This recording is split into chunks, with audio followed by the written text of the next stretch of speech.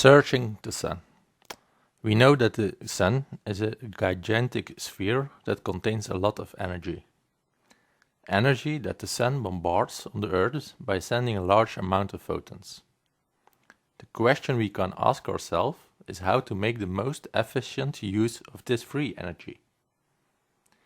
If we place our solar panels in the direction of the north, they are not going to supply large amounts of energy. So we need a system that we can track the sun. We can do that with the brightness sensor on board. On screen you see a simple program in TI Basic that measures the brightness until you hold some item in front of the sensor. You could dare the students to find a solution to track the sun by using this one sensor. The problem hereby is that one sensor you need to work with scan the area, save the date and calculate where the max value was and go back to that point. It's not easy to do, so let's take an extra sensor. To take an extra sensor, we need the external brightness sensors.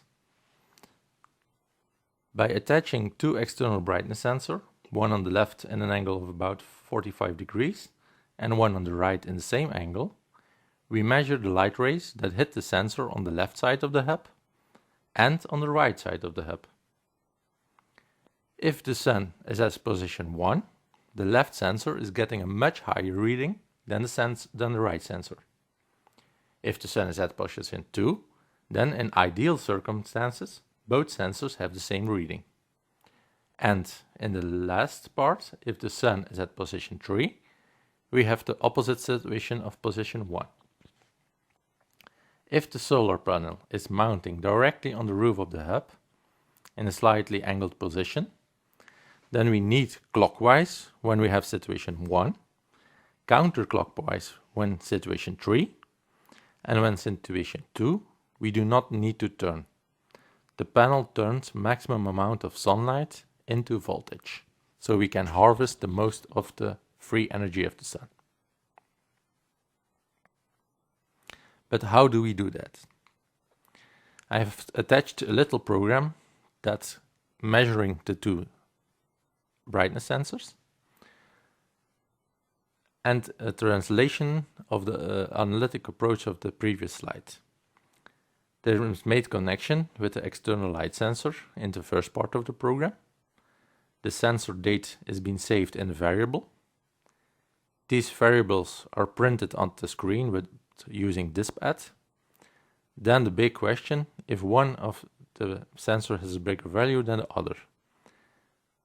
In the evaluation of the sensor data, I have included some math. In measurement and control technology, we call this a hysteresis. We intentionally make a dead zone where there is no reaction of the system. This is because in reality, both sensors shall have a different reading. If we use a motor to turn the hub, then the motor shall always be on. In worst case scenario, there is a heavy oscillating movement between counterclockwise and clockwise rotation. With the not moving zone, we create a zone where the system is stable. The system reacts at the moving of the sun when the difference of the sensors are large enough. This is the first part of the project. If you run the Search the Sun program, you get the following. In the first duration, I'm going to let the light hit both sensors. As you can see, both sensors are getting light, but the readings are not equal. That's why there is the hysteresis. And because the difference isn't 1000, the suggestion is do not turn, because the sun is hitting both sensors. If I'm masking one of the two sensors and I'm running the program again, then you see that the first sensor is obviously much lesser than the second sensor, and the suggestion is to turn counterclockwise. If I block the other sensor, and run the program again, you see it's opposite of each other. The sensor 2 is now much less than sensor 1, and you get a suggestion to turn clockwise.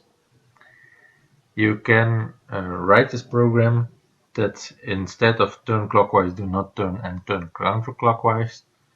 A servo motor attached on an output port of the hub is used to turn a solar panel in the right direction.